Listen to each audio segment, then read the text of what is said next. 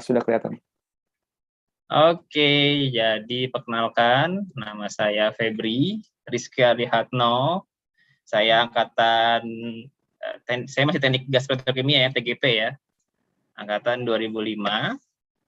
Saat ini kerja di Pertamina, saya di hulu, Pertamina Upstream. Jadi sekarang Pertamina terpecah-pecah menjadi subholding. Kebetulan saya di subholding Upstream di Pertamina Hulu Indonesia. Pertamina Hulu Indonesia itu region 3, region Kalimantan. Dan saya di zona 9-nya. Zona 9 itu meliputi Pertamina EP Aset 5 sama Pertamina Hulu Sanga-Sanga. Gitu. Ini sedikit, ini pernah sih di-share ke dulu Bang Irbab ya, yang ketua Iluni periode sebelumnya Mas Anton yang sekarang. Jadi di sini saya pernah nge-share kalau ini adalah sedikit histori pekerjaan saya dulu. Jadi 2005 saya join teknik kimia, teknik gas petrokimia. Waktu itu sebelum saya di SMA juga di Jakarta, dan saya kuliah di UI itu 2005, lulus 2009, on time, nggak ada cepet-cepet 3,5, kayak kalian ini pasti bakal 3,5 semua, kita normal-normal aja. Terus lulus saat itu memang saya sudah punya cita-cita nih, masuk teknik kimia itu memang tujuannya mau ke oil and gas gitu. Jadi sekolah kuliahnya semuanya saya pilih semua oil and gas. Tapi lucu kan, kalian lihat paling bawah apa? Saya masuk asuransi. Karena saat saya 2009 lulus, saat itu oil price lagi drop sedrop-dropnya. Kalau nggak salah sampai 20 atau 30 dari 100 di tahun 2008. Jadi saat drop itu semua oil and gas company nggak ada rekrutmen. Ada beberapa doang, cuman ya limited lah. Kita nungguin setengah tahun, main di kampus aja kan, proyek-proyek sama dosen. Terus saya dapat asuransi Astra Buana. Kalau kalian tahu Garda Auto, tahu kan? Ini saya di bagian komersialnya yang non mobil. Jadi sebagai claim adjuster, fungsinya sebagai kalau mobil kalian tabrak, nah saya yang bayar gitu. Saya hitung berapa kerugiannya. Nah tapi alhamdulillahnya nih masih nyangkut paut nih sama kita sebagai anak tekim seperti itu. Jadi kebetulan saya megang properti-properti yang berkaitan sama industri teknik kimia. Itu saya kebetulan dapat klaim di Chandra Asri. Tahu Chandra Asri kan? Petrokimia di Cilegon. Saat itu ada unit yang kebakaran, saya menghitung losses seberapa besar, possible causesnya kenapa dia bisa kejadian insiden tersebut. Nah, jadi masih oke lah. Cuma ya alhamdulillah cuma 3 bulan. Tobat saya. Lanjut ke Singgar Mulia. Ini start saya sebagai junior process engineer di sini. Singgar Mulia ini engineering consultant. Jadi istilahnya EPC-nya, engineering consultant dan procurement untuk industri migas kayak Pertamina, Chevron dan lain-lain. Jadi saya yang engineering-nya, engineering konsultannya kalau misalnya ada butuh ada upgrading atau apa, saya yang assist bagian konsultannya. Nah, ini lumayan nih, agak lama, batu loncatan, baru masuk ke FICO Indonesia. Tapi startnya nggak langsung process engineer. Karena kebetulan lowongannya waktu itu saya apply safety, dapetnya safety engineer. Cuma ya mungkin karena saat itu yang penting masuk dulu ke ONG, saya hajar dulu lah safety engineer. Selama 2 tahun sebagai safety saya permanen, setahun kontrak, terus pindah ke operation engineer untuk field. Jadi saya di lapangan tuh, roster 2 minggu di Muara Badak, Kalimantan Timur. Di situ selama operation engineer kurang lebih berapa lama ya? Dari 2013 sampai 2017.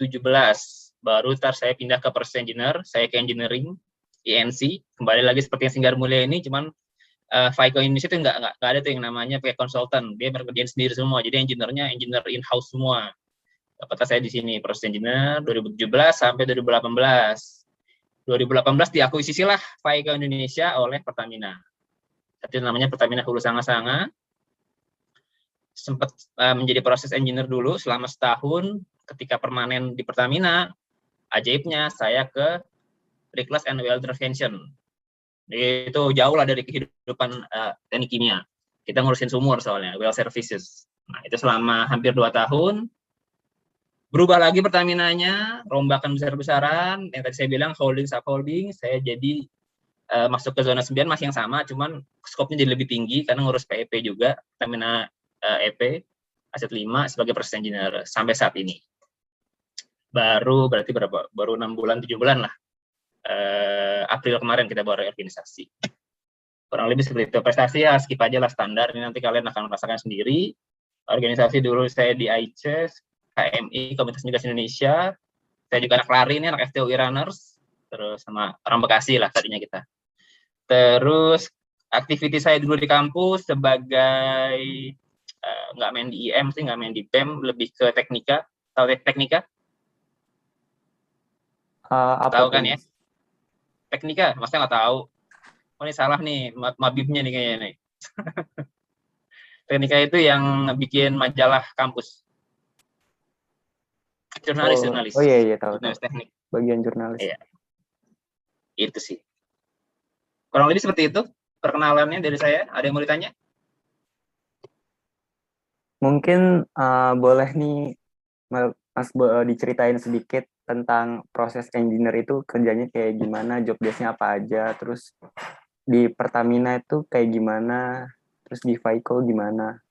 Nah dulu, sebelum mulai ke sana, saya nanya dulu deh. Ini kan baru masuk, berarti baru semester 1 ya? Iya, baru semester 1.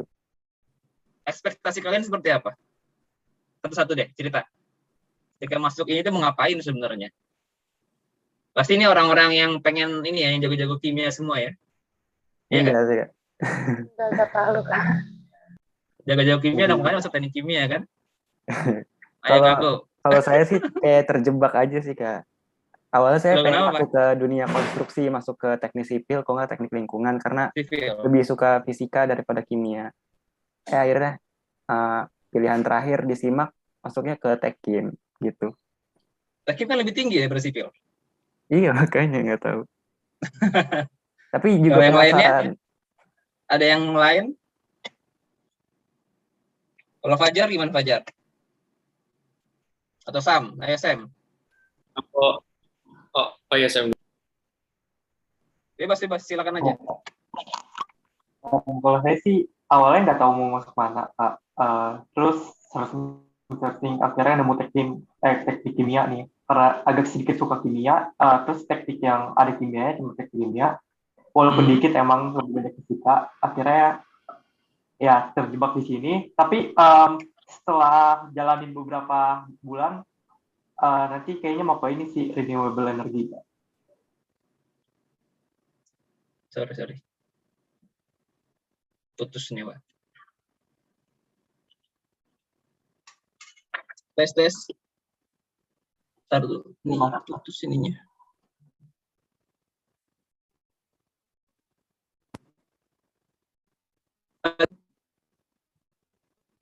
Masuk suaranya enggak?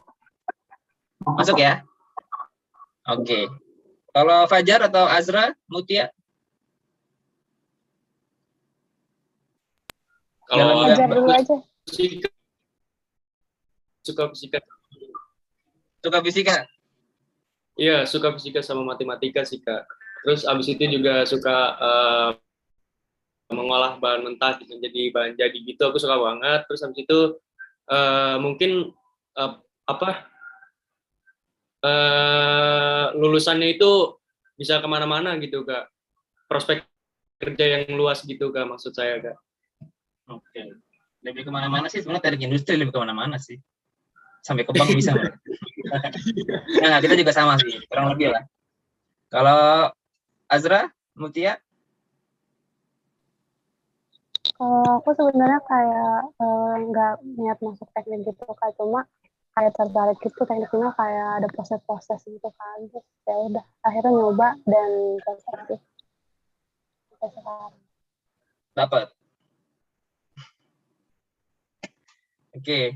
Ya kalau aku kan jelas dulu kan pengen ke oil and gas nih, udah ada goals di awal nih. Sedangkan kan kalau sebenarnya sih ya memang saat ini teknik kimia itu adalah yang industrinya lumayan luas, bisa kemana-mana lah sebenarnya. Karena kita akan memegang proses. Karena setiap industri pasti butuh proses. Seperti itu. Cuma tadi kembali, kalau saya dulu kejebak juga. Saya mikirnya kan saya suka kimia, masuk sini ternyata fisika. Jadi yang suka fisika, selamat ada tempat masuk sini. Gak ada tuh kimia-kimianya di sini. Full sama fisika. Jadi misalnya Farel berarti suka fisika, ini fisika banget. Fisikanya jauh lebih complicated daripada fisika kamu di sipil nanti. Ini lebih sangat complicated malah nanti. Dan itu kepake nanti ketika kita menjadi engineer. Gitu. Oke, mungkin kan tadi kan ekspektasi awal kan kita harus tahu nih, kalian ini sebenarnya masuk teknik mau ngapain sih? Sedangkan kan salah satu job seorang lulusan teknik kimia adalah process engineer. Gitu kan. Di sini saya proses engineer itu ngapain sih kerjaannya gitu kan. Nah, sebelum kalian tahu saya ngapain, kan kalian harus ngerti dulu nih, di industri saya ini seperti apa sih? Industri migas, hulu, upstream, Pertamina itu seperti apa sih? Gitu kan. Ini coba, ini share screen masih ada ya? Masih ada, Mas. Masih. Okay. Saya sedikit menceritakan Pertamina di tempat saya kerja itu seperti apa sih gitu kan. Proses engineer-nya seperti apa sih gitu. Karena sebelum tahu saya ngerjain apa, kalian harus tahu dulu di sini ada apa aja. Gitu kan pasti kan. Apa sih yang akan saya handle di sini gitu. Nah, saya ini kan kerja di Pertamina Hulu Sanga-Sanga dan sebenarnya sama PP, cuma kebetulan materinya belum punya saya yang PP. Jadi di Pertamina Hulu Sanga-Sanga ini lokasinya di Kalimantan. Kalau dilihat di sini nih, posisinya kurang lebih di sini, di bawah hidungnya, tepatnya di Kecamatan Muara Badak, sampai selatan sih, saya kebetulan yang di Badaknya. Dari Mutiara, nih, dari yang paling selatan sampai yang paling utara Sembera. Kita ada 4 field besar di sini. Sembera yang paling utara, Badak yang paling tua, yang paling pertama, paling besar, Seda Nilam juga, Nilam ini yang bersinggungan dengan Total, yang sekarang menjadi PHM. Sama Mutiara ini paling selatan, dan coverage-nya paling besar sekarang untuk produksi minyaknya. Jadi di sini kita dibagi menjadi 2, ada Northern Area sama Southern Area. Northern Area itu ada di Badak, Sembera, Nilam, ada Lempake juga yang kecil di sini. Lalu di Southern Area ada Mutiara, Pamaguan, dan Beras. Itu field fit dibagi-bagi seperti itu berdasarkan reservoir dan facility. Ada apa sih di sana fasilitasnya? Nah, kita ada tadi itu 4 fasilitas utama yang tadi saya sebutkan. Terus ada tempat tinggalin juga di masing-masing area tersebut. Di Sembera ada, Badak ada. Oh, Nilam nggak ada, Mutiara ada. Terus kita mengcover ada kurang lebih 1000 sumur. Sumur itu yang seperti ini. Itu ada 1000 unit di seluruh area kita. Lebih dari 1000 tepatnya. Terus kita juga menghandle banyak kompresor. Ada beberapa jenis kompresor, ada turbin, reciprocating, sama ada beberapa kompresor lain. Ada flare gas recovery, ada wellhead kompresor, ada VRU. Kita juga ada power generation, karena kita nggak pakai PLN, kita generate listriknya sendiri juga. Terus kita ada tangki timbun, ada storage tank, sama jaringan pipa. Nah, ini semua terkait nih dengan apa yang kita kerjakan. Bisa lihat gambar di sini, ada kompresor, ada ini manifold, adalah jaringan perpipaan yang masuk ke dalam plant. Sama ini wellhead kompresor, kompresor ada di sumur, di kepala sumurnya. Ini untuk kita ekspornya. Terus, enggak seperti ini. Salah. Terus, nah, start dari satelit nih. Kita ada pembagian lagi kan, saking besarnya area kita, karena nggak bisa dalam satu tempat, kita bagi-bagi lagi menjadi satelit-satelit, mini plan lah, istilahnya dengan dekat sumur. Kita gathering station lagi. Ini kepala sumur nanti kita akan kirimkan ke satelit. Nah, di satelit itu ada apa aja? Ada separator, ada kompresor, kalau dikirim ke central plant. Sebelum masuk ini kita ada manifold dulu, karena kita ada pembagian pressure. Jadi sumur itu mengalirnya karena cuman yang utama adalah adanya pressure. Dan pressure dia bisa bergerak dari tekanan dari tekanan tinggi ke tekanan rendah kan. Dia bergerak karena itu aja. Kita pokoknya mikirnya itu aja lah, tekanan sama temperatur sebenarnya, cuman nggak terlalu signifikan, tapi apa yang signifikan adalah tekanan. Gimana kita mengatur tekanan dari fluida tersebut. Fluidanya terbagi menjadi 3 kan, minyak, gas, dan air. Plus ada yang sedimen lah. Cuman yang major adalah 3 tersebut. Minyak, gas, dan air yang produksi dari dalam sumur. Nah, karena dulu kita adalah produksi gas, majornya, karena kita mengirim ke LNG Bontang. LNG Bontang kan, dia yang menghasilkan LNG. Karena kita kan adalah upstream, kita yang memproduksikan migasnya, minyak dan gasnya. Nanti diproses ke downstreamnya. Downstreamnya adalah tadi Bontang yang memproses. gas menjadi LNG. Kalau minyaknya dikirimkan ke Santan, itu untuk di storage dikirim ke kilang di refinery. Nah, airnya dikembalikan lagi ke bumi, diinjeksikan. Nah, inilah pembagiannya nih. Christmas tree seperti ini, kepala sumur yang kita gambar skematiknya adalah lebih seperti ini. Ada banyak jenis-jenisnya Christmas tree. Ini yang lumayan complicated karena kita gas, jadinya kita lumayan perlu banyak safety device di sini. Ada SS, ini ada wing valve, ada master valve, ini swap valve untuk kerja, ada SDV, shutdown valve, orang sana SSV, surface safety valve, jadi untuk mengamankan sistem di sumur tersebut. Lalu kita masuk ke manifold, dibagi menjadi beberapa pressure karena ada beberapa sumur, dia tidak bisa bareng semua karena kalau ada perbedaan pressure, salah satu sumur akan terjadi back pressure atau bisa mati. Jadinya ada dibagi-bagi lagi, disegmentasi pressure-pressure tersebut. Lalu dipisahkan melalui separator, tapi ini masih 2 fasa, jadi gas sama liquid. Liquidnya masih minyak dan gas masih gabung. Jadi kita pompakan, gasnya kita kirimkan langsung atau lewat kompresor, tergantung dari tekanan tersebut. Kalau misalnya VLP, kita masukin ke VLP kompresor. VLP itu adalah very low pressure. Kita bisa pakai satuan PSI, pound per square inch. Biasanya VLP itu sekitar 10-60 PSI. Kita kompres bisa menjadi LP, bisa menjadi MP. LP itu di 100-200, MP itu di 300-500 pressernya. Seperti itulah kompresornya. Nah, kadang-kadang saking, kan kita sudah tua nih ya sumurnya nih. Saking dia lemahnya, kita sampai geser nih tadi di plan, kompresornya kita tarik menjadi di depan sumur, nempel. Seperti ini. Di depan sumur nih, kompresornya. Namanya wellhead kompresor. Kompresor di kepala sumur, ditempel gitu. Jadi saking kecilnya pressure tersebut, dia bisa sampai, suction-nya bisa sampai 0,5 PSI. Itu mendekati atmosferik. Atmosferik kan 0 PSIG kan, atau 14,7 PSIA. Nah, seperti itu. Jadi kita bisa sampai di depan sumur. Nah, dari gathering station di satelit-satelit tersebut nanti dikirimkan ke central plant. Central plant itu adalah mulai banyak prosesnya nih. Yang tadi dari satelit nih di sini, dia akan dikirimkan yang paling bawah dulu dari VLP separator, disparasikan. Jadi ada tadi yang pertama adalah prosesnya adalah separator, lalu masuk ke kompresor, liquidnya ke pompa, terus dari kompresor tekanan naik, temperatur naik kan, ya kan? Perlu didinginkan karena saking panasnya kita tekan. Kayak pompa ban, sampean pompa ban kelamaan lama-lama gesekan panas, gas akan panas, makanya didinginkan dengan cooler. Ini salah satu unit proses juga. Ada cooler, ada kompresor, terus dikirimkanlah ke yang sistemnya lebih tinggi, ke misalnya ke MP atau ke LP. Sistem keseimbangan lebih tinggi dikompres lagi, lalu dia dikondensasikan, semakin naik pressure-nya, semakin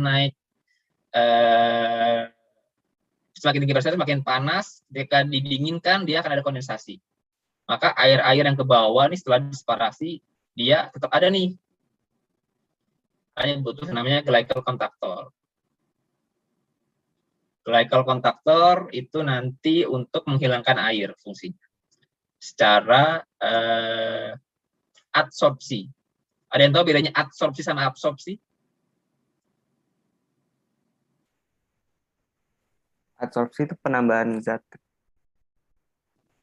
Adsorpsi sama Ya, absorpsi. Tahu bedanya? Kalau absorpsi kan dengan penyerapan, jadi diserap airnya. Kalau ini dengan absorpsi, dengan adanya cuma ditempelkan aja, dia akan keambil airnya karena adanya kontak antara dehydration ininya si glikolnya terhadap si gas yang dilewatkan. Tapi ini sangat-sangat teknik kimia sekali. Jadi memang dari satu plan ini yang sangat super simple ini, satu-satu unit proses yang paling menarik ya cuma doang glycol contactor. Di sini teknik kimia bekerja gitu loh. Terus kalau kompresor, separator biasa aja sih, paling kita cuma sizing. Ini unit prosesnya yang ada di central plant. Nah, gasnya baru dikirim ke bontang yang saya bilang. Bontang NGL atau LNG. Di sanalah diproses. Nah, kenapa harus dikeringin gasnya? Tahu LNG kan? Ada yang tahu? liquefied natural gas. Ada yang pernah dengar? Nggak ada. Jadi gas itu volumenya sangat besar. Kita nggak mungkin menghandle gas untuk ditransportasikan kemana-mana kan. Makanya perlu dikompres atau dicairkan. Makanya ada 2 produk, biasanya ada liquefied natural gas atau compressed natural gas. Nah, sedangkan yang dibotangin adalah liquefied natural gas. Dicairkan. Cara mencairkannya gimana kira-kira? Mencairkan gas. Didinginkan. Didinginkan, betul. Itulah kenapa nggak boleh ada air. Kenapa kalau ada air?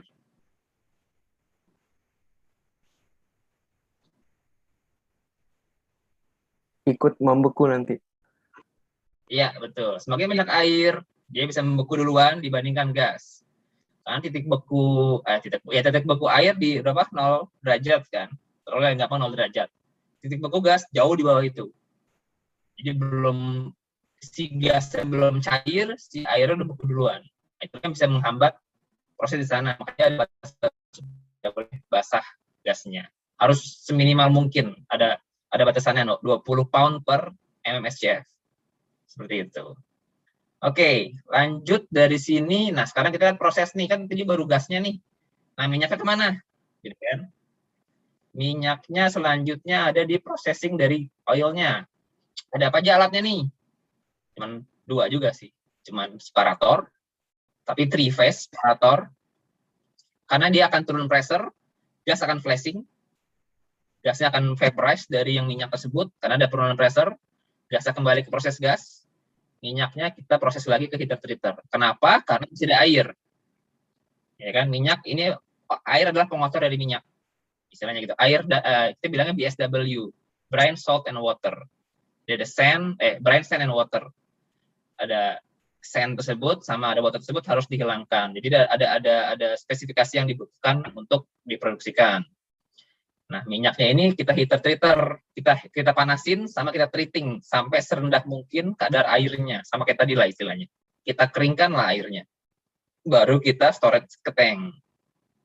Baru nanti dikirimkan melalui kargo bisa ke RU5, refinery unit kita yang Pertamina ada banyak kan.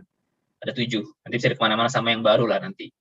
Seperti itu. Baru diproduksi menjadi fraksi-fraksi dari minyak tersebut. Kayak gitu. Udah pernah belajar kan pasti di SMA kan, fraksi-fraksi minyak bisa jadi apa aja, bisa jadi naftan, bisa jadi kerosen, bisa jadi banyak lah, bisa jadi solar, bisa jadi yang lain-lain kayak gitu.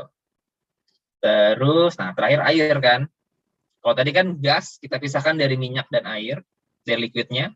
Minyak kita pisahkan dari airnya. Nah, air sebaliknya. Air kita pisahkan dari pengotornya adalah minyak. Tidak boleh banyak mengandung minyak karena ya sayang lah, pertama secara komersial, yang kedua karena kita diinjeksikan atau misalnya ada juga yang membuang ke sungai, itu kan lebih ke pencemaran minyak kan. Makanya lah kita harus hilangkan kadar minyaknya. Ada banyak unitnya nih, ada CPI, ada GFU, ada API separator.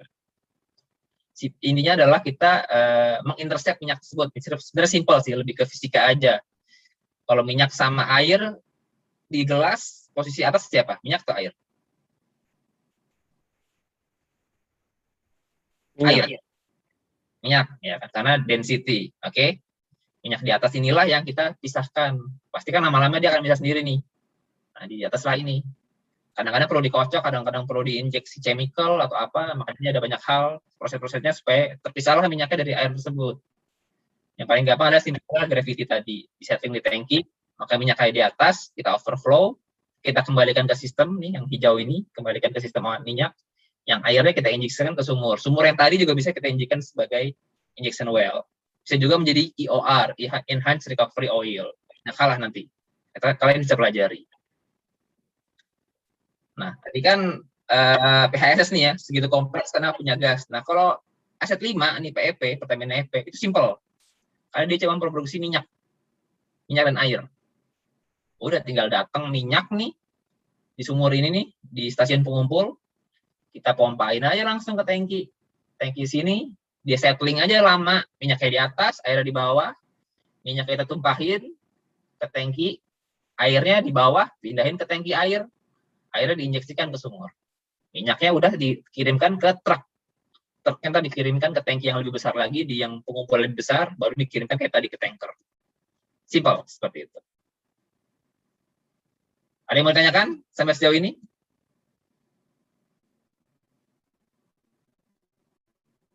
Secara proses, belum ada bayangan ya kurang lebih seperti inilah yang ada di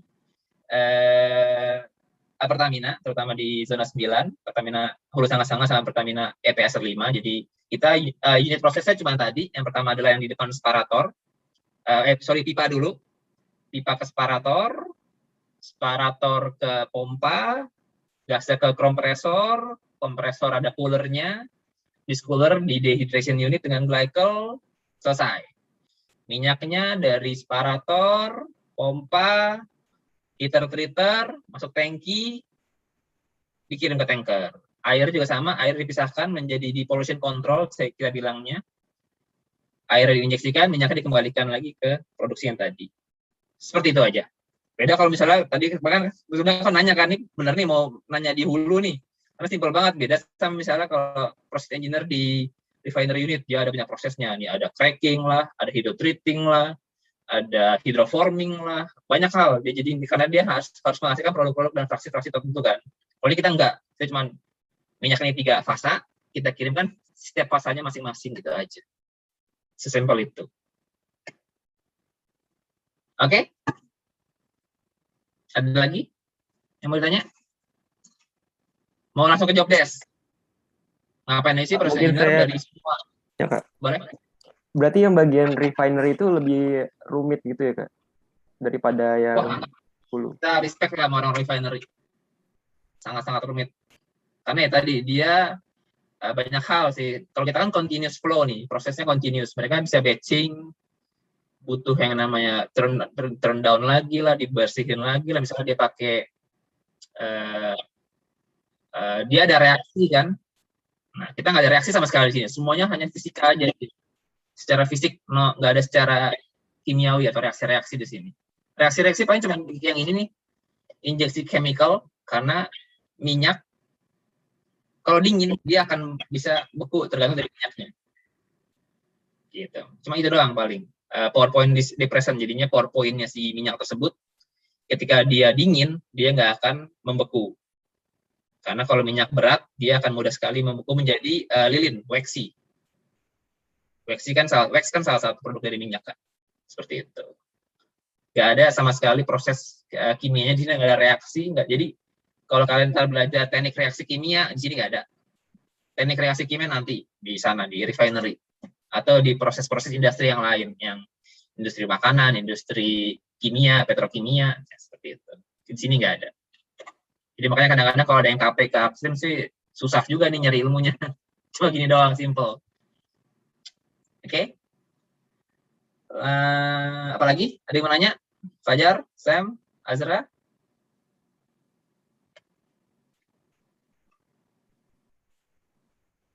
Udah kebayang seperti apa prosesnya di Pertamina, di upstream?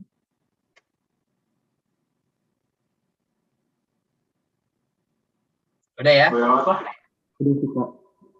Penjelasannya sangat jelas Kak, banget. izin bertanya, Kak. Boleh.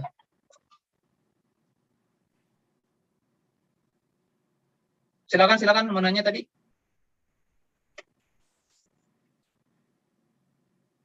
Aku Kak, izin bertanya Kak. Boleh. Kalau ini tuh mekanismenya itu hampir sama offshore apa onshore gitu nggak Kak?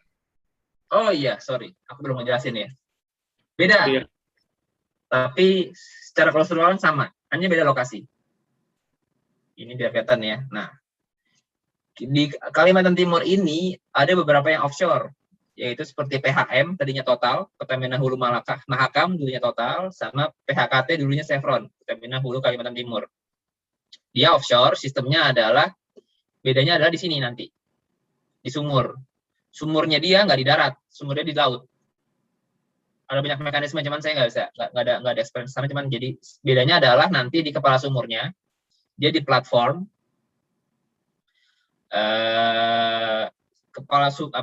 dari bawah sumur naik ke atas, kepala sumur di atas, baru ntar seperti sama semuanya. Setelah itu sama, manifold, separator, kompresor, pompa itu sama. Bedanya hanya di depannya aja, di sumurnya ini. Sistemnya seperti apa juga berbeda. Misalnya kita kan seperti sistem manifold ini kan di darat kan, mereka juga punya, tapi misalnya di bawah laut kayak gitu. Nanti naik ke atas slicer cuman yang sudah terkumpul kayak gitu. Kurang lebih seperti ini. Mirip-mirip aja, cuma beda di lokasi offshore sama onshore.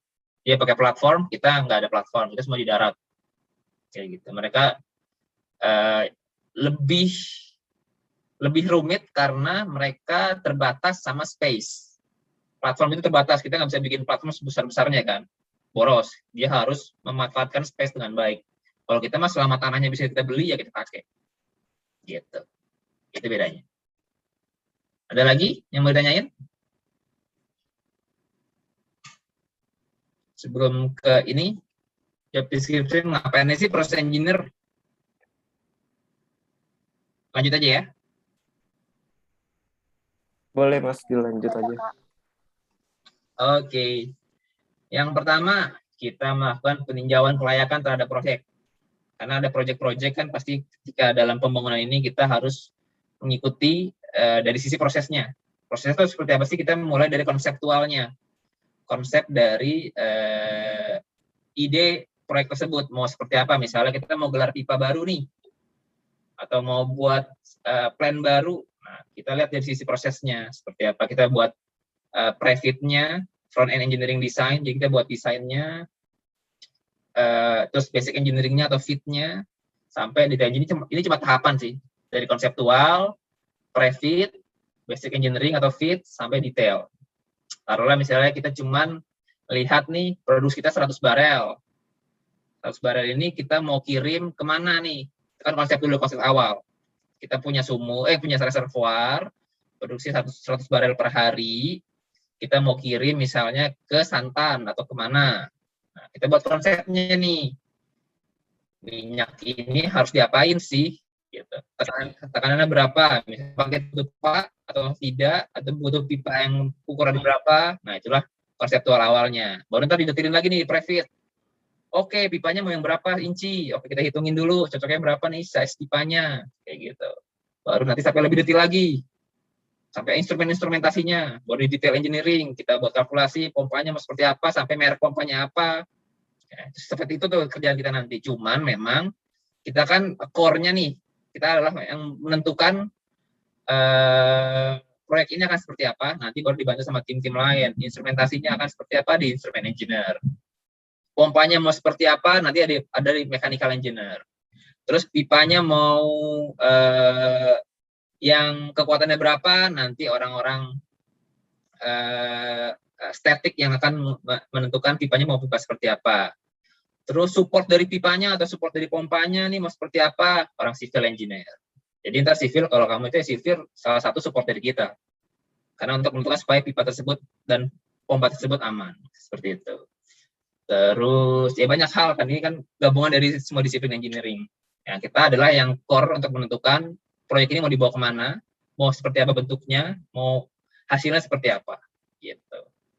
Terus kita yang menyiapkan tadi ya, proses flow diagramnya nih. Diagram aliran mau seperti apa nih. Ditentukan dari awal, kita mau kayak gimana. Terus equipment-nya apa aja yang dibutuhkan tadi, yang pompa, separator, butuh apa lagi nih, butuh valve, butuh isolasi, sampai kita build PNID-nya, jadi piping and instrumentation drawing. Jadi emang itu detail dari si pekerjaan. Nah, contoh PNID saya tunjukin nih ya. PNID itu seperti ini. Ini contoh simbolnya, nanti kalian akan familiar seperti ini. Adalah contoh-contoh drawing, mana yang lebih simpel. Misalnya nih, kayak tadi separator. Ini udah detail nih, PNID. Dari sini adalah pipa, terus itu ada valve, ada apa lagi nih, ada instrumentasinya. Nah, inilah yang kita akan develop. Seperti itu. Ini apa nih? Kita adalah separator nih, taruhlah separator. Separator awal di depan. Ini kita akan develop. Karena ini adalah guidance nanti ketika sudah jadi plan-nya, yang ada di dalam plan tersebut itu ini. Ini semua nih. Nanti juga kalian akan belajar gambar juga untuk apa? Minimal kita mengerti gambar ini itu apa sih? Gitu. Ada valve, ada instrumen, ada level gauge, ada LCV, ada PCV, ada shutdown valve. Nah, itu banyak hal nanti. Kalian akan pelajari hal ini di Gamtek kalau nggak salah nanti ada mata kuliahnya. Gitu. Terus, nah ini equipment sizing and line sizing yang tadi saya bilang. Salah satu part dari pekerjaan kita. Kita sizing nih separator ini. Jadi kita bilang nih kita mau buat misalnya tadi yang saya bilang dari 100 barel minyak mau dimasukin dulu ke separator untuk memisahkan minyak sama airnya sama gasnya misalnya. Dan bikinlah si separator ini. Nah, tapi ukurannya kita nggak tahu kan mau berapa. Kita yang menghitung ukuran dari separator ini. Gitu. Mau panjangnya berapa, mau diameternya berapa, terus mau bisa volumenya berapa, itu kita yang hitung. Sama dia misalnya retention time-nya berapa lama dia akan terpisah supaya minyak sama airnya bisa terpisah. Nah, itu kerjaan kita nanti. Terus sizing pompa juga sama, misalnya pompa, ini nggak ada pompa ya. Nanti kita tentukan pompanya mau rate berapa, terus apakah pompanya mampu untuk mendapatkan NPSH. NPSH tahu? Ada kan pelajaran di SMA dulu? Net Pressure Suction Head. Belajar nggak? Itu kita yang hitung. Sangat fisika sekali kan, maksudnya tidak ada kimia-kimianya gitu. Nah, itulah nanti yang akan kita sizing. Equipment sizing. Terus line sizing lebih kita di yang pipa, lebih ke menentukan diameter pipa atau diameter pipanya, ketebalannya juga. Itu kita yang sizing. Karena kalau misalnya kegedean kita boros, kekecilan nanti dia bisa ada friksi sehingga pipanya bisa bocor. Nah, itulah pentingnya dari line sizing. Terus asistensi teknikal dari sisi disiplin proses dalam proposal proyek. Jadi misalnya tadi yang request kita bantu ini dari sisi prosesnya mau seperti apa. Terus kita memastikan juga mengevaluasi proposal dari proyek tersebut supaya kayak misalnya tadi ada evaluasi, ada tender tadi kan misalnya tadi ada pompa kita mau beli nih. Kan kita kan pengadaan pompa, nanti kita cek dulu nih dari sisi teknikalnya cocok nggak pompa yang ini. Nah, itu kita yang review kayak gitu. Kalau tadi separator kah, apakah kompresor kah sesuai dengan yang kita butuhkan. Terus kita melakukan studi juga terhadap masalah-masalah di operasi. Karena tadi yang misalnya nih, yang tadi kita kembali lagi ke separator ini. Kan ini sudah oke nih. Sudah jadi nih, desainnya seperti ini, separatornya. Tiba-tiba dari lapangan bilang, Mas, ini kenapa ya kok level minyak ini selalu tinggi? Padahal ini normal-normal aja. Nah, kita yang akan melakukan troubleshooting. Problemnya di mana nih? Misalnya ternyata apakah valve ini bukaannya tidak stabil, nanti ada di proses control kita juga belajar itu, bukaan valve, kita kasih initiating event seperti apa, dia akan bukaannya seperti apa, nah itu nanti ada mata kuliahnya juga khusus proses kontrol kalau nggak salah, nanti ada. Tapi itu sebenarnya lebih ke instrumentasi, cuman kita lebih ke menganalisa problemnya di mana sih, apakah di LCV-nya kah, ataukah ternyata separasinya tidak pas, karena misalnya, ternyata volumenya tidak cukup, kita harus evaluasi, karena kan kita harus menjaga kondisi operasi di lapangan kontinu selama 24 jam, kan. Kita nggak tahu nih, kita cuma dapat report dari operator, sedangkan kita pikir, ini oke-oke aja nih, berdasarkan desain awal kita, karena kan perjalanan waktu, bisa dia produksinya naik, bisa dia produksinya turun. Itu juga ada range-nya. Nah, masih masuk range nggak tuh? Nanti kita yang melihat kondisinya di lapangan dari data-data yang dikirimkan sama orang operatornya dari control room. Seperti itu fungsi dari troubleshooting masalah-masalah di lapangan. Seperti itu. Terus, nah ini beda lagi nih, proses safety. Proses safety adalah advance lagi dari proses. Karena terkait keselamatan proses. Ini banyak hal sih nanti kita melihatnya ini lebih detail lagi nanti misalnya. Karena kalau kalian dijelasin ini nanti makin rumit lagi, tapi nanti ada masalah ada mata kuliahnya ya, keselamatan proses. Ini lebih ke kita melakukan istilahnya apa ya, review terhadap kondisi di lapangan, kita detailkan adakah probabilitas plan kita mengalami kegagalan. Misalnya, kita kasih contoh nih, ini kan normal flow misalnya 100 barel. Oke, ada yang mengontrol, banyak hal di sini yang mengontrol. Misalnya dia ada level control, ada pressure control. Nah, itulah yang nanti akan kita pantau. Cukup nggak sih pengontrolan dari yang kita miliki terhadap kondisi yang akan kita terima dari sumur misalnya. Oh, ternyata kurang nih. Kita butuh misalnya apa? Flow control. Biar kita bisa ngatur flow-nya nih, Mas. Biar kita bisa aman. Nah, itulah nanti kita review. Itu proses safety. Karena kalau misalnya nggak ada itu, ini bisa luber nih nanti minyaknya, bisa tumpah. Nah, simpelnya seperti itu. Itu kita nanti yang akan mereview secara safety prosesnya atau proses safety. Terus yang terakhir risk assessment. Itu juga ada mata kuliahnya kan, risk assessment. Kita melakukan penilaian resiko, kita evaluasi. Ada banyak toolsnya, ada hazard operability, ada hazard identification, ada LOPA, loss of primary, ada QRA atau quantified risk assessment atau qualitative risk assessment, ada dua hal. Inilah yang akan kita, salah satu yang tadi baru hari ini saya lakukan adalah HAZOP. Jadi kita mengevaluasi, misalnya tadi saya ada proyek baru, nah kita lihat nih, kita mau menambahkan, contohnya enggak ya? Misalnya di sini nih, kita mau menambahkan pipa baru di sini. Misalnya ya, pipa baru.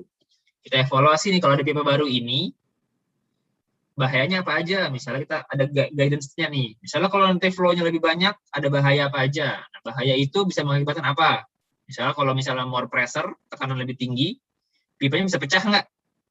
Karena pipa ada batasan kekuatannya, kayak gitu. Tadi evaluasi, oh ternyata bisa bahaya nih kalau misalnya more pressure, karena dia melebihi tekanan dari pipa tersebut. Nah, butuh apa nih biar nggak kena?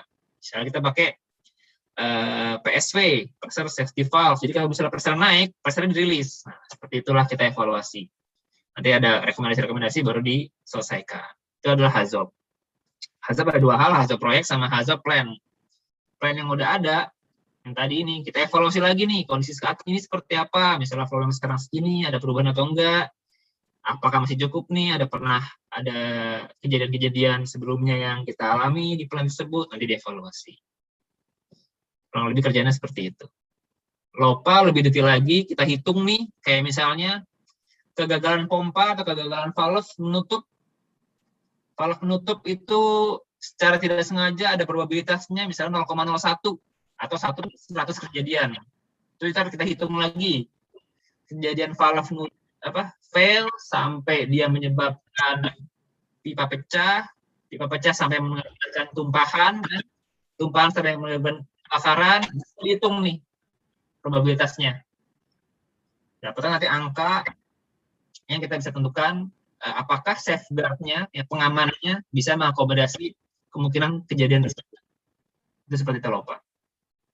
Kalau QRA simple, cuman kita ada tabel antara konsekuensi sama probability, itu ntar kita hitung berapa angkanya untuk menentukan resiko dari event yang kita nilai.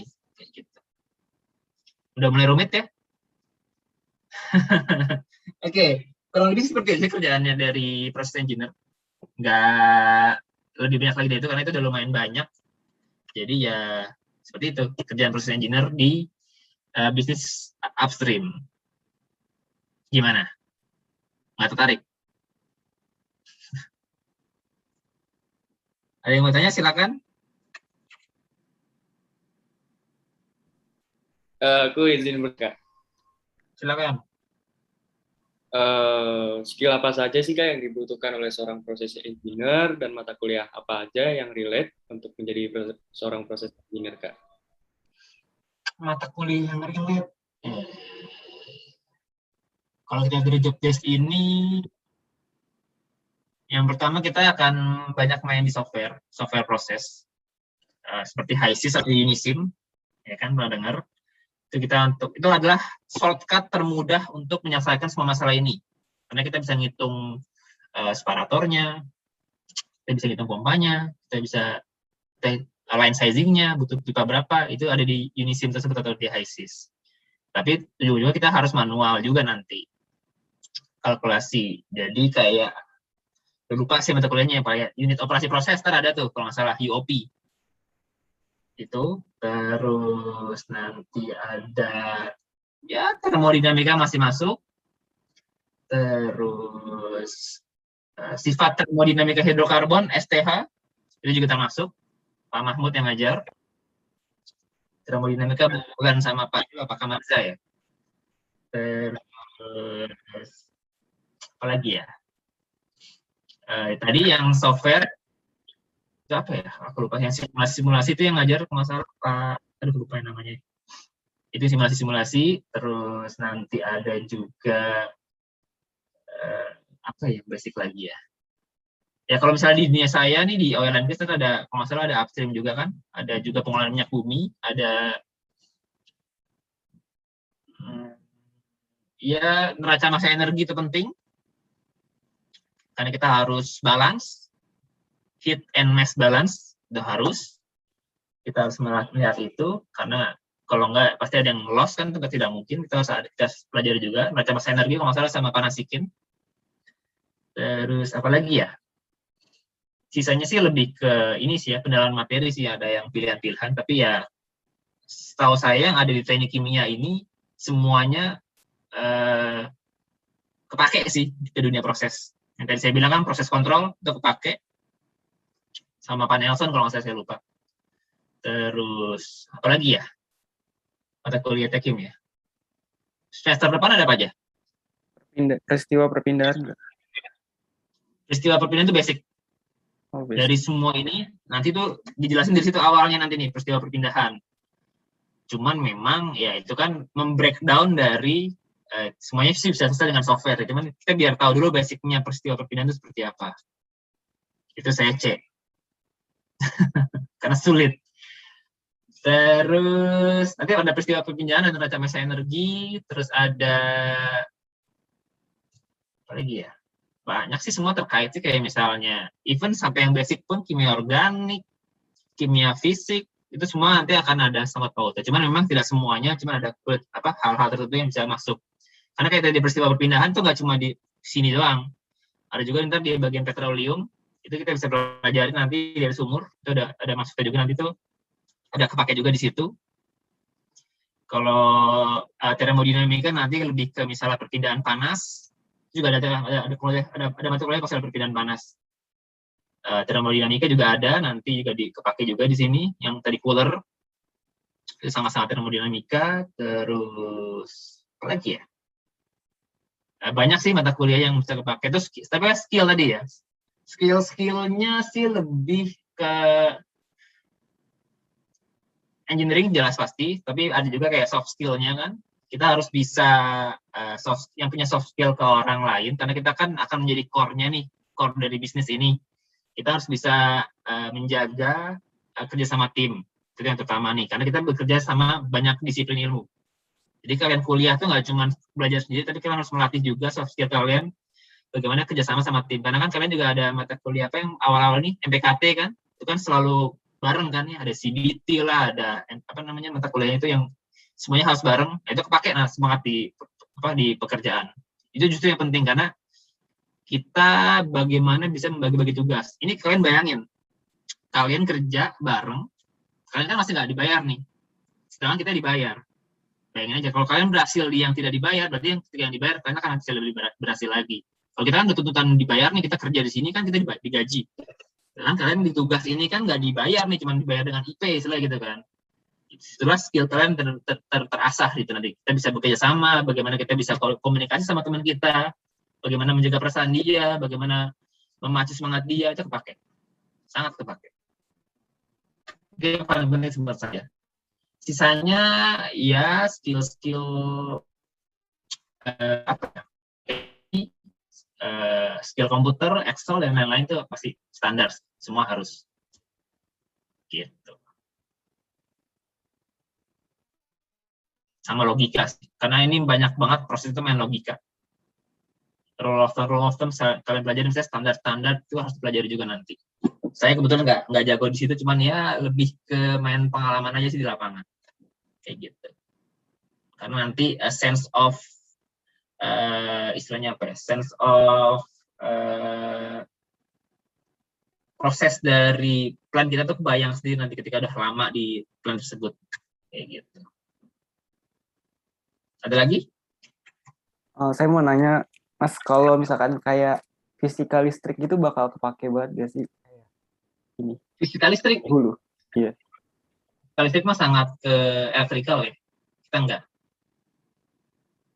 Cuma ya kita minimal tahu lah. Itu is oke karena kayak tadi nih, yang saya bilang pompa lah yang paling gampang. Pompa kan penggeraknya dari listrik juga. Dia pakai motor. Nah, motornya seperti apa, nah, itu juga belajar nanti kita. Enggak belajar sih, maksudnya minimal tahu aja lah, dia butuh voltase berapa, butuh power berapa, ya itu simpel aja sih sebenarnya. Itu sangat elektrik nanti yang akan lebih mengerti. Kita paling yang selain proses yang butuh kita pelajari adalah instrumentasi. Instrumentasi itu masuknya ke fisika teknik. Anak-anak instrumen itu jadi fisika teknik. Gitu. Itu nanti kita belajarnya di yang tadi saya bilang proses kontrol. Itu paling. Ada lagi?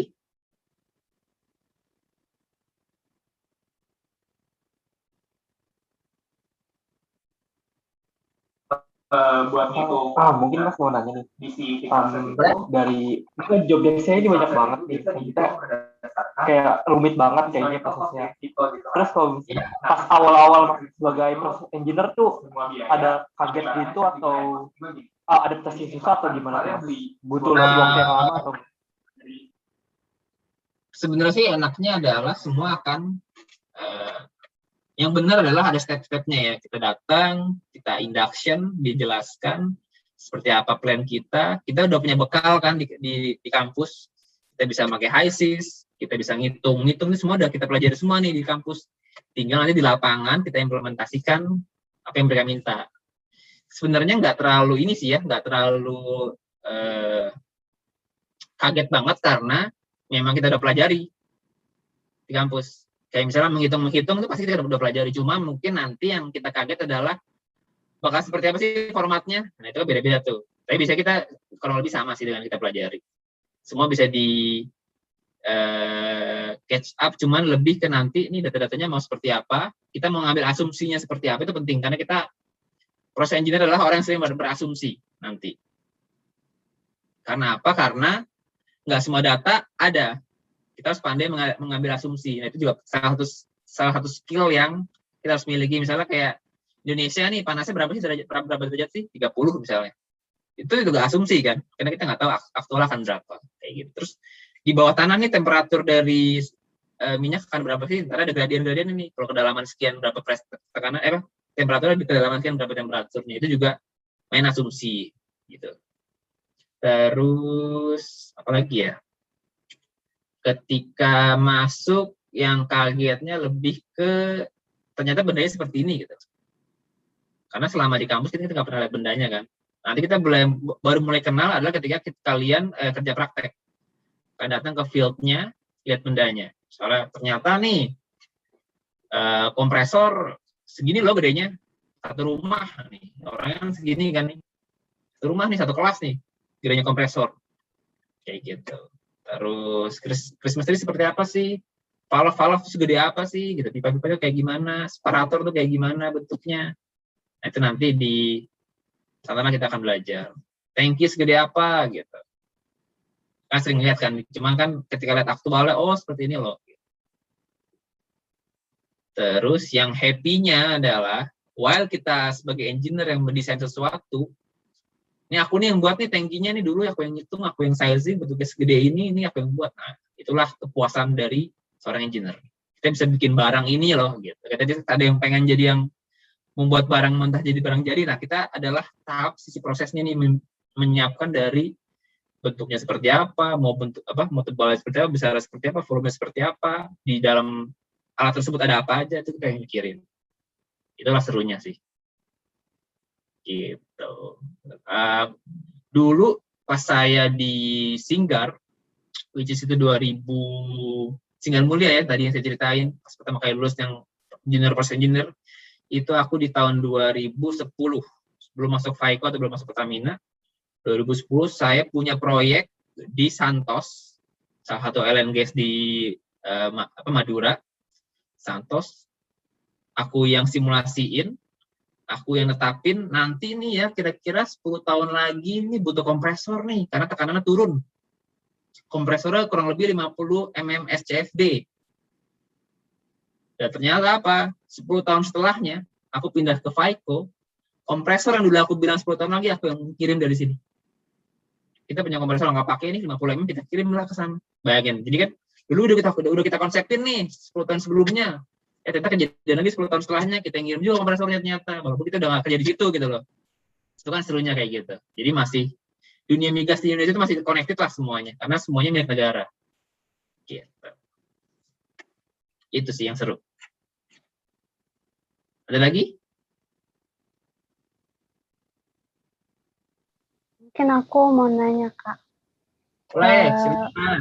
Mungkin Kakak bisa ngasih tips gitu, Kak, buat kita-kita yang masih kuliah kan masih bingung gitu milih pekerjaan. Dulu Kakak kan kalau aku udah tujuan. Gitu ya. Tapi kalau kita masih bingung gitu, Kak, ada yang beberapa yang bingung. Mungkin ada tipsnya, Kak. Tipsnya ketika lulus sebenarnya kita let it flow ya, karena kita nggak tahu kalian lulus nih industri yang akan naik apa. Industri minyak, wah kayaknya enggak deh. Kayaknya enggak. Pertama kita tahu, kita prediksi dulu kira-kira 5 tahun lagi apa kata industri apa, Bitcoin kah? Industri misalnya solar panel, industri mobil listrik, kita nggak tahu. Kita harus melihat ke depan dulu mau seperti apa. Kalau aku jelas, zaman aku memang dulu masih minyak nih yang paling seksi gitu. Itulah yang akan saya kejar. Sekarang kan misalnya nih, kalau nggak salah angkatan 2017 kemarin lulus tuh pada ke e-commerce semua kan, startup, nah itu juga ada. Tetapkan goals-nya dulu, kita mau seperti apa, sambil melihat pasarnya mau seperti apa, terus kita lihat nih, ada nggak sih yang mendukung dari mata kuliah kita, lihat satu-satu. Misalnya ternyata nih, dunia ke depan nih bakal misalnya sering butuh cakapan komunikasi, kita ada mata kuliahnya kan, cakapan komunikasi, pelajari baik-baik, ini kita latih terus, kita jago ngomong, bisa ngecap lah, bisa ngapain, kepake nanti ke depannya. Misalnya seperti itu. Jadi, kita udah kejebak nih, kita taruhlah di prodi kita nih, kita pilih satu-satu nih mata kuliah yang kamu tertarik, atau kira-kira prospektif nih, pelajari dengan baik. Itu aja sih, yang simpelnya. Misalnya kayak, kalau aku dulu nih kan pengen ke migas nih, aku kejar semua nih, mata kuliah termodinamika, mata kuliah sifat hidrokarbon, pengolahan minyak bumi, even eksplorasi produksi hidrokarbon kita pelajari juga. Padahal itu kan bukan bidang kita kan, bidang petroleum kan. Pelajari aja, yang penting tahu dulu. Kita semua udah pelajari, dan nggak tahu, ternyata memang jodoh juga sama dunia migas ini. Gitu. Kita nggak ada yang tahu. Misalnya kalian nih, taruhlah kita udah bingung nih, misalnya migas nggak seksi, ternyata tiba-tiba nanti industri baterai lagi naik nih, baterai urusannya kemana nih?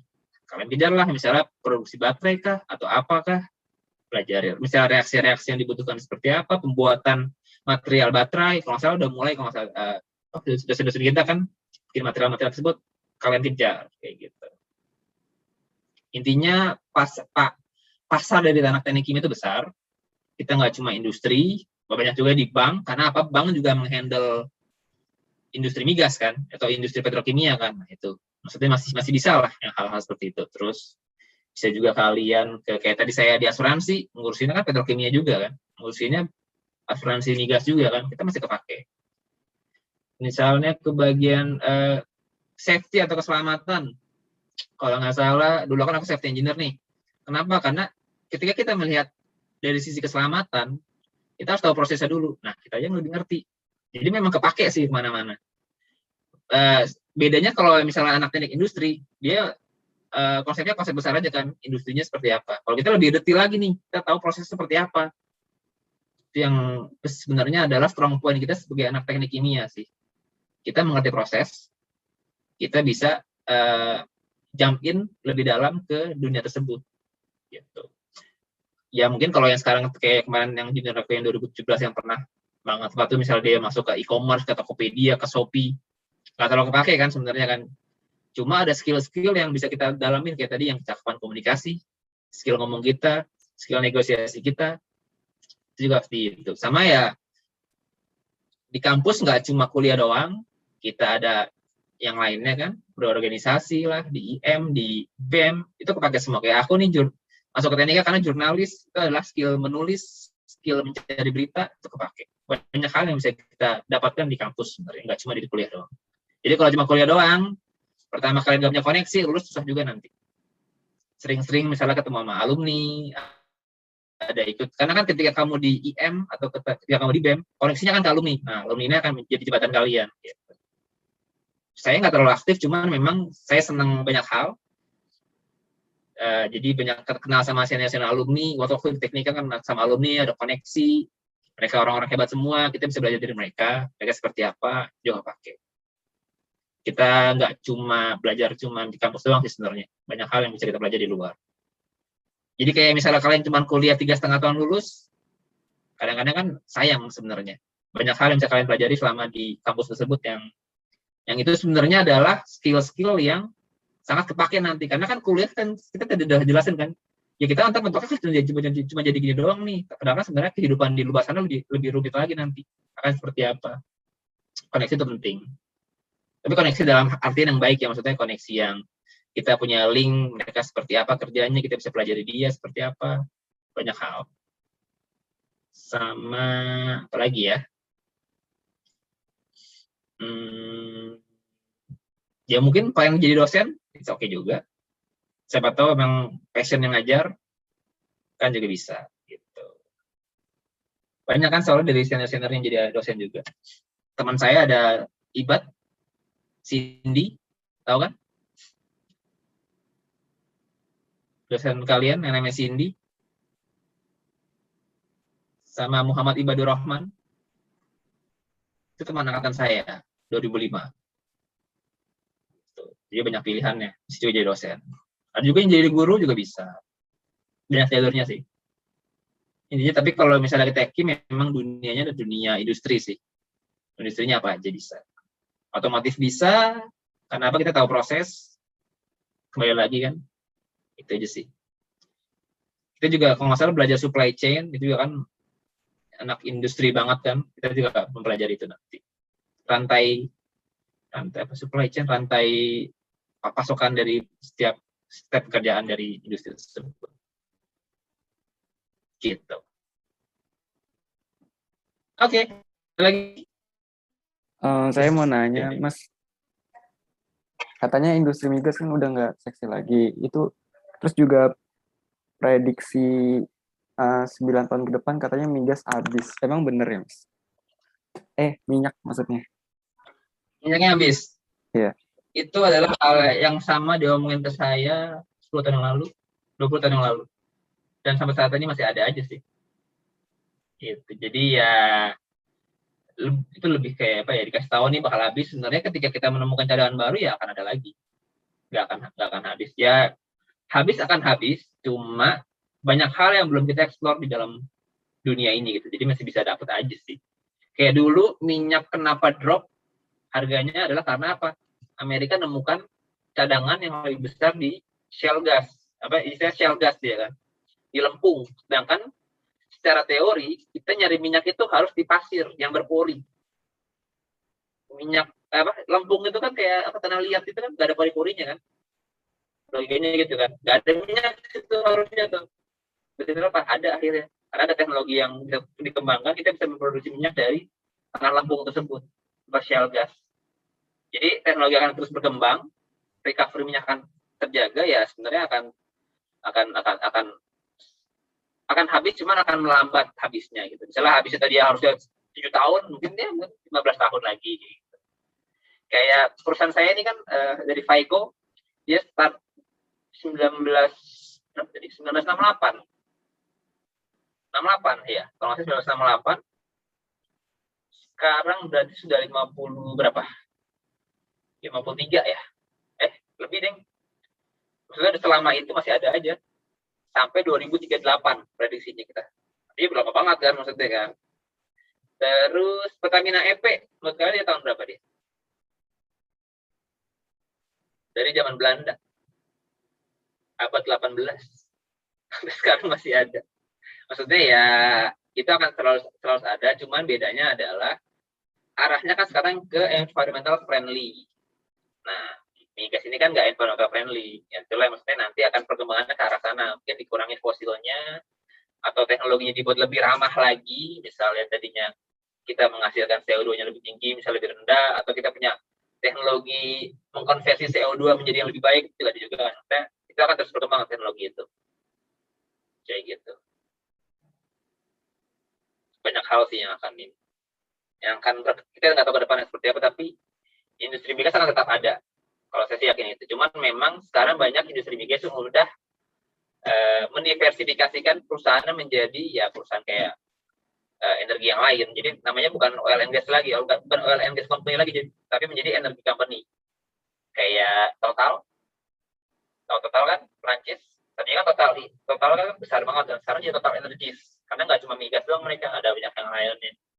BP juga sama, petroleum udah banyak didiversifikasikan. Shell berapa kali kan lomba untuk yang mobil listrik itu kan, yang tenaga surya, itu kan salah satu usaha dia untuk mendiversifikasikan bisnisnya dia. Jadi nggak cuma migas doang, nanti bisa kemana aja. Kalau dibilang seksian mana migas sama yang lain, gaji kita di oil and gas itu mirip sama gaji karyawan Shopee sama Tokopedia. Gitu. Beli Betterment itu sama startup itu sama. Mirip-mirip lah. Cuma memang bedanya mereka pressure-nya tinggi, kita agak santai dikit lah. Kita kan perusahaan major, mereka kan startup. Gitu. Kalau kalian mau mencari kerja yang sesuai passion saya nih, misalnya teknik kimia, terus nyaman, memang oil and gas nyaman banget. Cuma memang garantinya nggak selama dulu kan bisa sampai 2038, tapi kan saya masih berapa nih, masih 20 tahun lagi kan. Nanti kalau kalian lulus kan berkurang kan, sudah 10 tahun lagi misalnya seperti itu. Jadi garantinya itu yang harus kita pastikan. Gitu. Kalau misalnya kalian ke industri mobil listrik, itu lebih panjang lagi umur nanti, karena kan start 2030 semua akan listrik semua, misalnya kayak gitu. Itu sih paling. Udah ada bayang mau kerja di mana?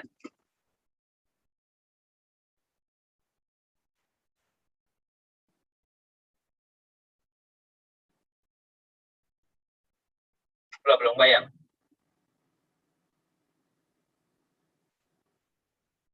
Atau mau jadi pro player Mobile Legends, bisa juga. Mana aja yang penting bisa menghasilkan. Atau PUBG lah, atau apalah, banyak hal.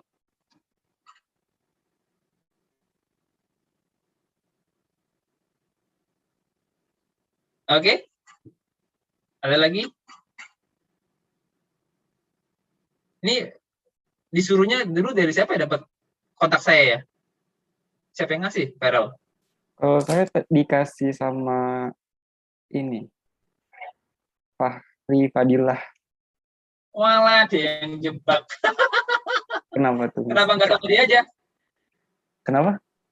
Kenapa nggak sama dia aja? Oh, dia nggak bisa minggu ini. Oh, dia lagi cuti. Dia lagi cuti memang. Lagi cuti. Kalau Mas sekarang lagi apa nih? Lagi kerja. Oh, di sana berarti ya? Di Hulu. Di Balikpapan. Kapan?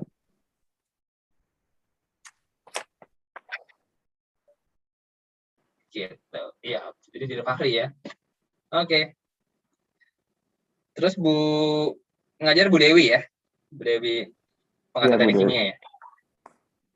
Oke sih, salam ke Bu Dewi. Dulu Bu Dewi sempat ngajar juga. Sempat. PTK juga bukan nih? Lupa deh. Dia ngajar apa ya? Cuman sekali, berdua kali gitu sama Bu Dewi. Karena kan kadang-kadang dosen juga berubah kan mata kuliahnya. Nggak selalu sama. Oh iya Kak, sewaktu kuliah, Kakak pernah magang di mana aja Kak? Magang?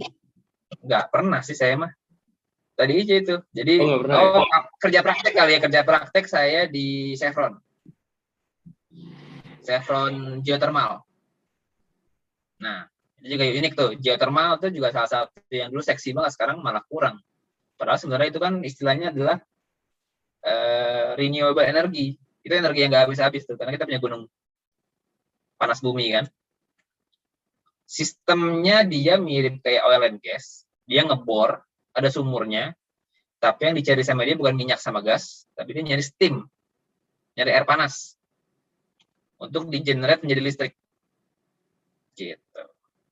Saya di sana 2-3 bulan lah, 2,5 bulan lah. Waktu itu pas lagi KP. Seru juga sih, kerja di gunung kan. Nggak kayak gitu di pantai panas-panasan. Di sana lebih adem. Cuma sekarang si Chevron hengkang, digantikan sama Star Energy sekarang. Jadi ya lumayan lah, masih ada. Juga salah satu yang menarik sih, geothermal. Nah, dulu yang tadi saya kenal ini nih, yang saya ini paper ini nih, sorry dari ininya share-nya ya, sorry.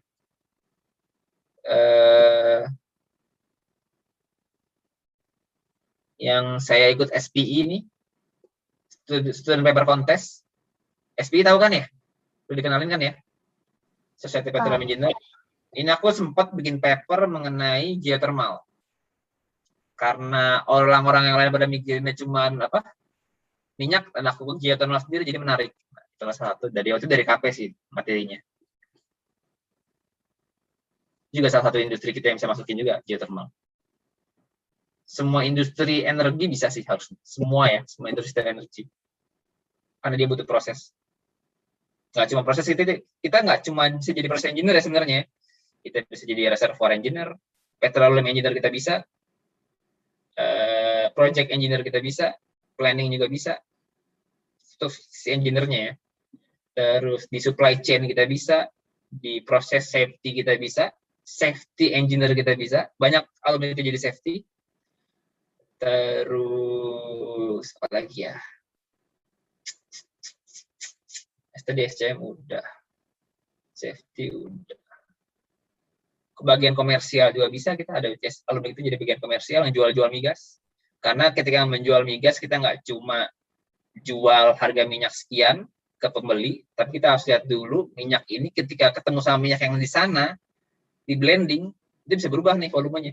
Kita harus tahu tuh, itu teknik sifat termodinamika banget, itu shrinkage faktor dari minyak tersebut bisa berubah, itu butuh anak tekim. Untuk jualan aja itu harus anak tekim gitu istilahnya. Jadi dari sisi bisnis itu kita lumayan luas sih. Jadi ya semangat lah di tekim, masih prospektif lah istilahnya. Nggak salah pilih kok. Nggak apa-apa terjebak, tapi dengan terjebaknya kita ini kita bisa mencari opportunity yang lebih baik. Itu sih yang utama. Ya enggak ya? Semangat dong. Udah mau semester 1 selesai nih kan, bentar lagi. Iya, nanti dari apa nih meeting kita ini, pertemuan ini bakal seperti apa outputnya ke Bu Dewi? Nanti outputnya dalam bentuk video vlog gitu, di-share ke YouTube. Panjang dong ini berarti sejam udah. Iya. Waduh, ada yang salah ya. Ada yang salah-salah disensor ya. Boleh. Takut menyinggung yang lain. Saya sih paling nggak apa-apa. Ya tapi di share jangan ke jurusan lain ya, jurusan lain nonton kita dimaki-maki lagi. Enggak. Songongin Tekim nih, hina-hina jurusan lain gitu.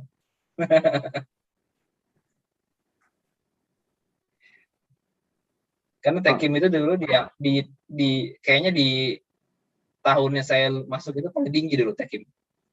Cuma selisih dikit sama kedokteran. Passing grade-nya ya, dulu itu lumayan tinggi dulu. Sekarang kayaknya makin tinggi deh, makin pintar kan anak zaman sekarang. Iya, UTBK tertinggi. Iya kan, selalu tinggi Tekim itu. Nggak tahu sih kenapa. Ya kedokteran sih masih tinggi sih, cuman dulu waktu itu hampir ngepet. Even industri di bawah kita dulu. Dulu kan yang selalu tinggi industri kan. Oke, itu aja paling. Dari saya sudah ya. Kira-kira ada lagi yang mau ditanya? Atau ada yang mau di-share? Atau ada yang mau keluh kesahnya selama hampir 1 semester? Ada kendala di mana kuliahnya? Sharing-sharing nggak apa-apa kok. Ini semua ngekos atau pulang pergi? Masih di rumah ini. Masih online. Masih online ya? Belum offline ya? Belum. Oh enak kuliahnya. Ini nggak udah pada vaksin kan? Harusnya udah bisa masuk kan harusnya. Paling ada yang hybrid sih Kak. Tapi Tekim kayaknya belum dapat baru yuk. Oh cuman jadwalnya ganti-gantian ya? Nggak bareng ya? Iya. Kalau serunya pas offline itu apa Kak? Kenapa? Serunya pas offline di Tekim. Serunya pas offline ya praktek. Kalian prakteknya di mana? Di web, nonton video. Apa itu praktek di lab? Praktek itu kan kita ada minimal kimia dasar, ya kan? Kimia fisika, alat unit proses, apalagi ya? Banyak lab kita kan, semuanya itu besar lab itu ya serunya di situ. Kita melihat langsung teori yang kita pelajari. Itu sih offline-nya. Harusnya begitu sih. Kalau nggak praktek kan tidak. Iya kan? Tapi praktek kita baru ini sih Kak, baru fisik, belum masuk kimia dan alat kayak gitu Kak. Tapi kan semester 1 ada kimia dasar belum ya? Semester 2 nih ya. Baru nge-lab tuh semester 2 ya. Iya, semester 2. Ini kan paling baru MPKT, terus MPK olahraga, gitu-gitu doang aja kan pasti kan? Masih. Bahasa Inggris, mata kuliah kimia dasar, mata kuliah kimia organik ya, gitu-gitu ya. Masih mirip-mirip SMA lah itu mah. Masih santai. Itu paling. Belum merasa sih tekimnya sekarang. Nanti mulai semester 2. Jadi kalau saya dulu tuh awal-awal tuh farming IP dulu, IP bagus-bagus awal semester. Nanti semester 3, 4, 5, 6, wah terjun. Jadi IP itu begini nih, dari tinggi terus turun, nanti di akhir naik lagi. Rata-rata begitu soalnya. Karena memang benar-benar ketika digital basic itu kan rumit dan kita mikir. Nanti di akhir-akhir itu kita langsung pilih mata kuliah pilihan-pilihan aja, cari gampang-gampang gitu yang nilai bagus juga, oke lah. Itu. Mungkin pertemuan kita sampai hari ini aja banyak Kak. Oke. Sudah ada ganggu. Wabarakatuh.